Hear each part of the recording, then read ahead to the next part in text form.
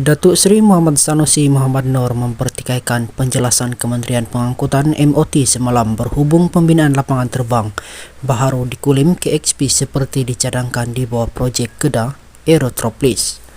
Antara dipertikaikan ialah MOT dalam penjelasannya menyebut laporan penuh kajian Pelan Strategik Lapangan Terbang Negara NSP hanya akan disiapkan hujung tahun ini, sekaligus tegas beliau ia menunjukkan dapatan kajian itu hanya atas sifat semasa dan bukan muktamad.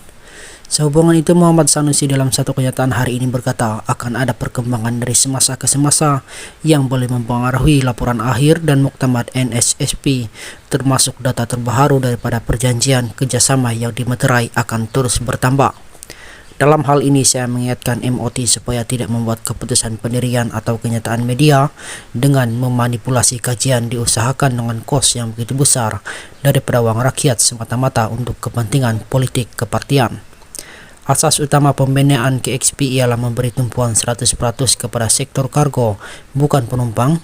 Justru dapat konsultan NSP diguna pakai MOT yang mengetengahkan situasi semasa dan sedia ada di KLIA adalah tidak sama dengan situasi yang dirancang untuk Kedah Aerotropolis. MOT juga tidak sewajarnya membandingkan konsep KLIA lapangan terbang antarabangsa Kuala Lumpur dan lapangan terbang antarabangsa Pulau Pinang LTAPP dengan KXP kerana kedua-duanya beroperasi sebagai lapangan terbang penumpang sedangkan KXP 100% kargo, katanya.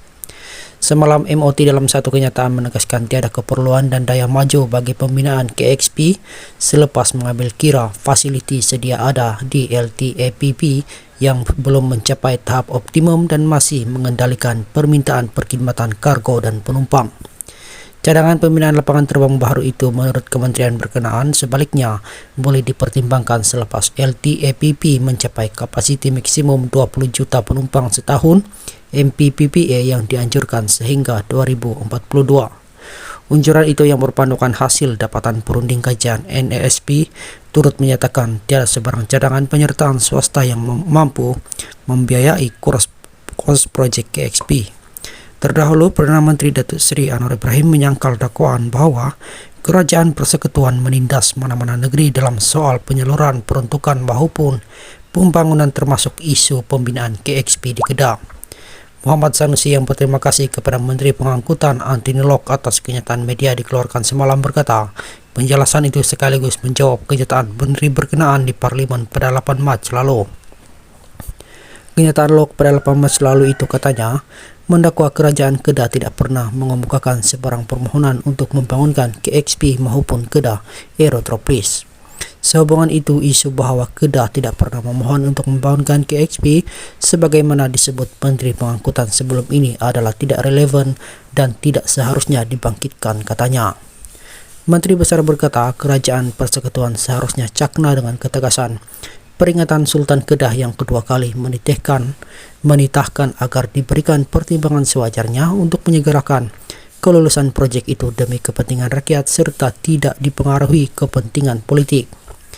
Kerajaan Kedah berharap perbincangan lanjut berhubung projek ini dapat diadakan segera bersama Perdana Menteri seiring titah Tuanku Sultan yang mahu momentum pertumbuhan ekonomi Kedah yang sedang berkembang pesat terus dikekalkan. Masalah sebenar Perdana Menteri ialah beliau enggan memberi ruang untuk dengar penjelasan kita mengenai perkembangan projek setelah 3 pucuk surat diutus untuk memohon pertemuan. Dalam masa sama, beliau membuat kenyataan seolah-olah tahu segalanya, katanya.